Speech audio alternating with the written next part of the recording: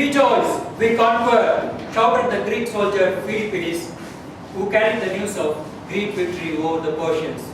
He ran from the town of Marathon to Athens in 490 BC, paving the way out for what is known as Marathon in the modern world. Fellow Toastmasters and distinguished guests, good evening. Good evening. By definition, marathon is 42.195 kilometers. Too long to run, isn't it? But there are multiple running events such as half marathon, 10K and 5K running events.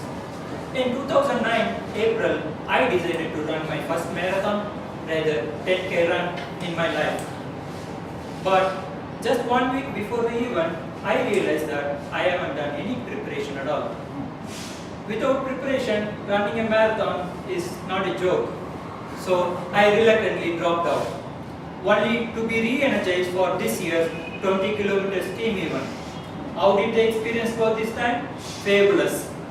How did I equip myself to handle the grueling track? Let me explain. There were 3 crucial steps. Step number 1, plan the work.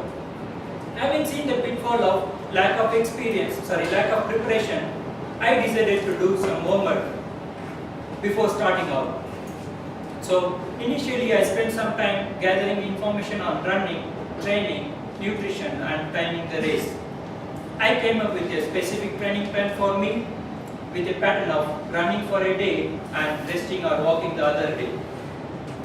Since I have only 3 weeks in hand, I plan to start out with, the plan is to jump start with 3 kilometers and progressively increase the distance covered.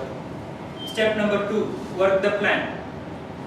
From the next day onwards, I started executing my plan into action. My gym physiotherapist gave me a tip. If you are a first timer, you better target the coverage of the distance first. Don't worry about the timings. Try to cover the distance either by running or walking.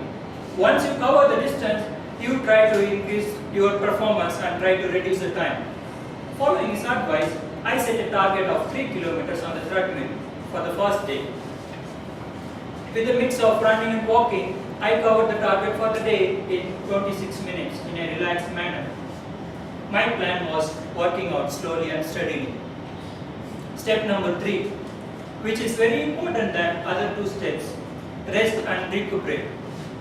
Having accelerated the training levels, it's very important to take time out to relax your muscles and let it recover.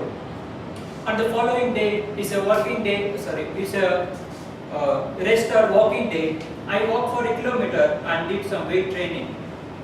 After a week following the plan, I could go on to complete the 5 kilometers run with a mix of running and walking. As I achieved my first target of covering the distance, I slowly concentrating on improving my performance because I was taking 40 minutes to cover the 5 kilometers. So I was concentrating on my performance to reduce the time. My body was speaking towards the final day. Finally, the D-Day arrived, 8th August 2010, that was last Sunday. On reaching the venue, we were all geared up and cheered up by the music and the atmosphere. The gun shut off and I took off in full force. All the efforts that were put into conditioning my body, mind and soul really paid off. I completed my 5K run in 31 minutes and 15 seconds, which is well within my personal target as a first timer. With all the determination and hard work, each one of our team members achieved their individual goal that we had set off. Dear Toastmasters and guests, besides the glory and self-satisfaction of achieving the personal goals, there is another side for the running race. Many major events are held to support a global cause and part of the race money is donated to a charity work. Good examples are Pro-Life Marathon, which raises the awareness on evils of abortion. Urban Stampede, which supports the disadvantaged children to achieve their dream. It's a matter of pride to our club that Toastmaster Sanjay Yasa is taking part in Kaveri Trail Marathon next month. In joining a race or either being there to support the participants goes a long way in supporting the global cause, noble cause.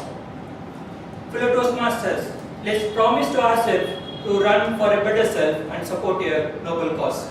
Over to the Toastmasters.